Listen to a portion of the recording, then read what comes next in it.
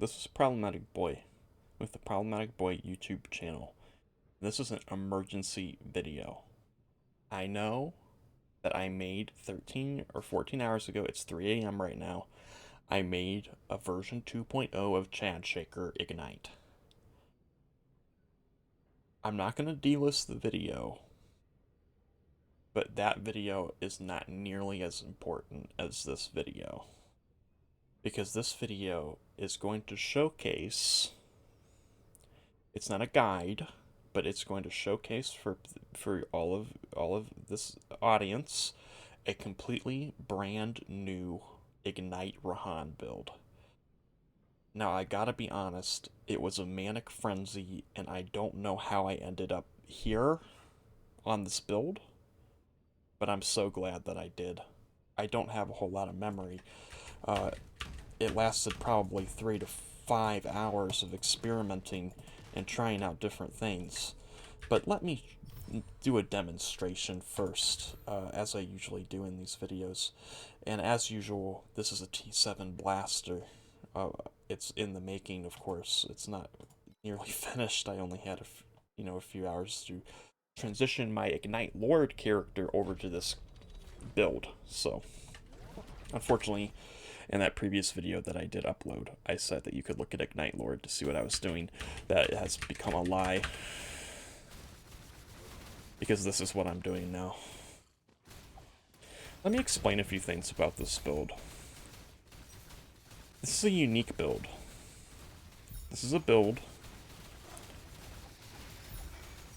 where somehow everything has come together for me. Most importantly, this is a build about becoming a train. That's right, a choo-choo train, and running over everything as it explodes into death. That is what this build is about. It's also a build about holding the right mouse button down about 90% of the time and doing nothing else, because all you do is run and destroy everything. Now I have a war shrine here, just giving me a little bit of an area of effect, but it's still the same. I'm not even using tunnel vision for that's reducing area. This is just, like big area. And then we come to the boss, and the boss is a little bit slow, but that's just how it is with this build at the moment. At the moment, it's like this. But eventually, we'll get a little bit juicier. So, that's Windfall. Do the League Mechanic here. Got a card. Oh, that's great.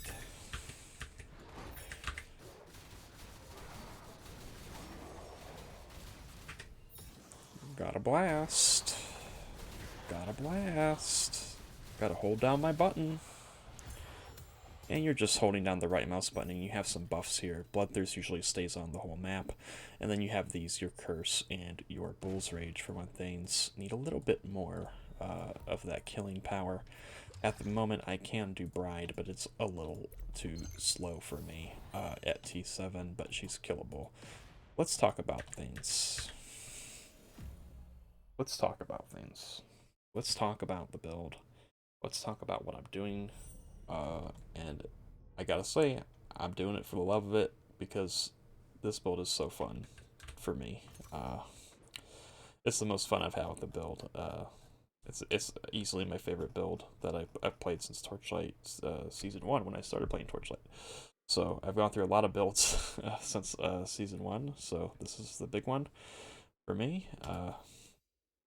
A lot of the same philosophy. If you've seen any of my bleed videos, this is exactly like how you would craft a two-handed bleed axe with the physical and the rolling physical flat, except instead of the bleed mod of the main hand weapon to base ignite, it's the ignite damage that's getting the base ignite from the rolling mod. You need T1 on this. There's no really doubt about it. You need T1 on this, rolling flat. You don't technically need T1 on the gear physical, but it's the best to hold you over until you get the ominous to replace it. The ominous percent physical is obviously a lot better. You can get up to like 160. And then the same thing with the attack critical strike. I just threw this on. The attack critical strike rating for the weapon. You can also get the restless, which I plan on doing. So that's the weapon, and yeah, that's what it does. For anyone curious how this works, you go to details, and you see that we're doing 291 to 423. That is our weapon damage. Now, You basically average that out, take 204% of it. It's not even truth numbered yet. I'm not going to wait till the end to do that, but you take 204% of this average, not the DPS number. Don't worry about that. We don't do DPS here. You take the average of this number, which is your flat, get 200% of that average, and that is your average base ignite that is going into all of your spells and abilities. What is our main ability? Our main ability is not a skill. Everything that we have, from our charge to our leap with harden, and for mobility purposes, going up ledges and stuff, to Bull's Rage, this, our auras, all of it, and our cast on crit fireball here with Reap and Elemental Fusion. You see that we're not igniting. Well, I guess our leap attack can ignite, but we're not really using it that often, just for travel and to get the buff. All our ignite sources are blocked, but there is one thing that is igniting. That is our burst. Rehan's burst is igniting. Now, how did I connect the threads here? At first, I thought that Rehan's burst was a liability. That I had to put elemental fusion on the burst so that it wouldn't overwrite my big ignite from my ground shaker. At some point, my brain completely flipped on this, and I just experimented and I thought, what if I had it to where burst was my main ignite source and my other skills were supporting it? So that is what I've done. It's practically the same talents, but here we're going for the crit rating, the crit strike. We're getting boiling anger here. Now, tunnel vision might be really good. I'm not exactly sure. But the rage on crit basically means that you're enraged the whole time because you're always critting. This we need reverberation so that we're always getting that burst off. Even when we're not berserking, we can burst. And we get extra burst while we are berserking. So that's for the extra bursts. So yeah, that's what we're doing for the hero trait. And the same the same everything. There is one relic you need 3 rage on hit. This is what you need here so that you ramp up really fast at the start of the map and keep it up because you're always hitting, and that's just additional ignite damage. The rating's good too. Ideally you want 3 of these. Yeah, I should have map off. I'm gonna keep this video somewhat short. I mean, it's probably gonna be half the length of my other one. I'll go over the talents. There's no change to the talents.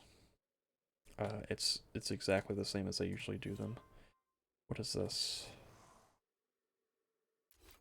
Why is it shown in grayed out?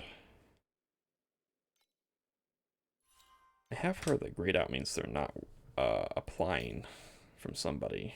I wonder if that's true. Okay, now they're applied. That's odd, but whatever. Yeah, the talents are the same as they generally are. Crit damage, all that good stuff. The snow's really good for the minus attack cost. Burnout, blazing fire, wildfire, starfire. Go to a warlock. You want vile so that you're scaling your crit damage. And off the beaten track is just really good for your reap and for all your other stuff. Anything else? The gear, we can talk very briefly. How are we finishing the staff? We're gonna get the ominous here, the restless here. My cat just made a bunch of noise. We're going to get crit damage. And then I don't know what our last one is. Probably reap on crit. Oh, he's crying. Come on up here. Screaming. That's how we do that. And then the rest of the gear is the same for ignite. You want ailment damage here. Have it here. Using Boots of Sin Fire, good movement speed. Additional damage against ignited enemies is pretty decent, and they're really cheap. My Reap Purification Belt, that was 1 FE. Reap Gloves, eventually we'll get, we're not going to go for plus melee skill level. My cat. We're just going to keep it like it is. Here, Basic Knight, Elirez, and a Dragon Breath that eventually I want to swap out for Explode on my chest. Alternatively, I could try that Kraken helmet, but I kind of need the res. I'll probably just switch this to like a Fizzelli Explode chest or something. My cat's staring at me. He wants me to go to bed. Okay, so that's been the video. Feel free to like, comment. This is a brand new build. This is a brand new build. Okay. Okay. I know. I know, cat. Okay. Uh-huh. You're gonna bite me? Alright. See you guys later.